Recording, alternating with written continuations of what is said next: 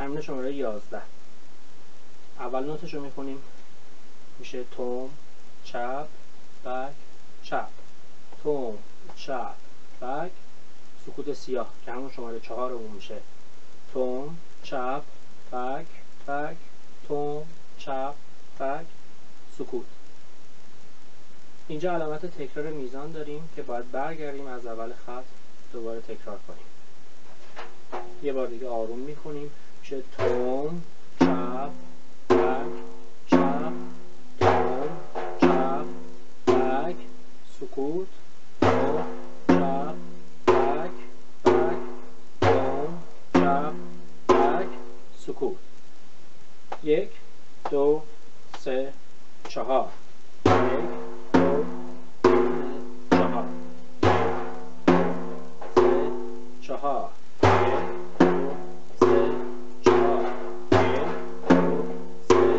4 سکوت.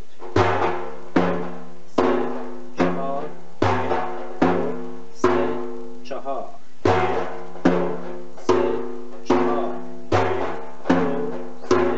4 تندتر. 1 2 3 4 1 2 3 4 2 3 4 1 2 3 4 1 2 3 4. تمرین شماره 12. میانه چپ، میانه راست، میانه راست، چپ. میشه چپ راست راست چپ، بک چپ بک چپ، راست چپ راست چپ، بک چپ بک چپ.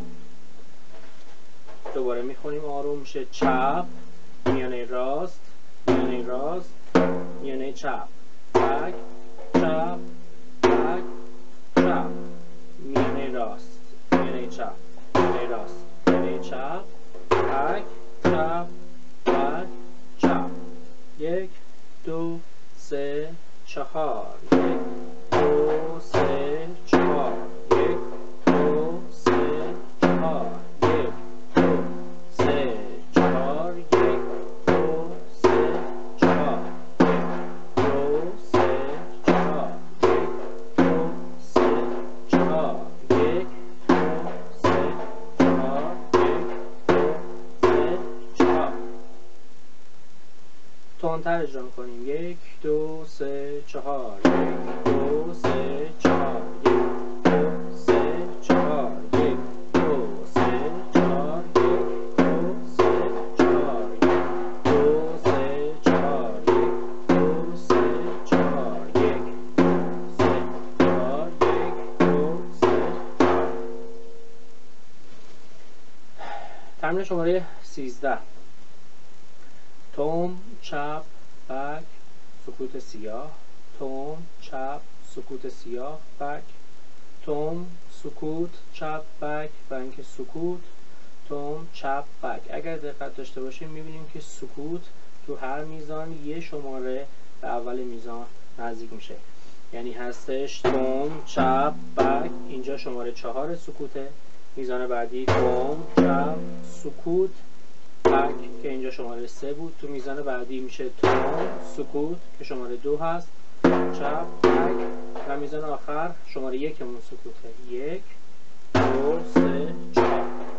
میشماریم 1 2 3 4 1 2 3 4 سکوت، 1 2 3 سکوت 4 1 2 سکوت 3 4 1 2 3 4 1 2 3 4 1 2 3 4 1 2 3 4 1 2 3 4 1 2 3 4 1 2 3 4 1 2 3 4 1 2 3 4.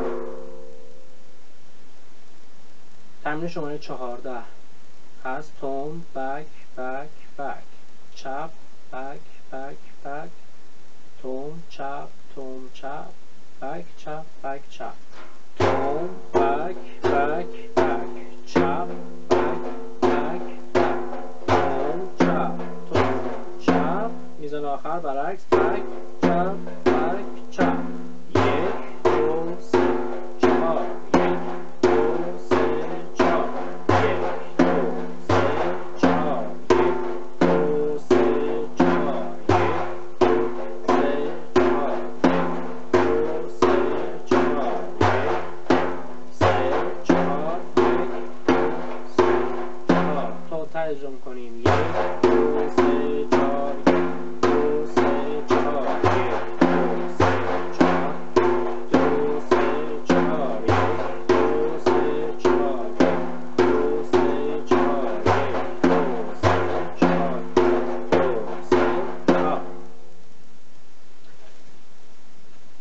تمرین شماره 15.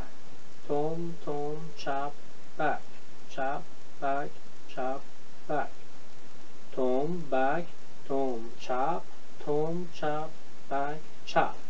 تم تم چپ بک، چپ بک، چپ بک.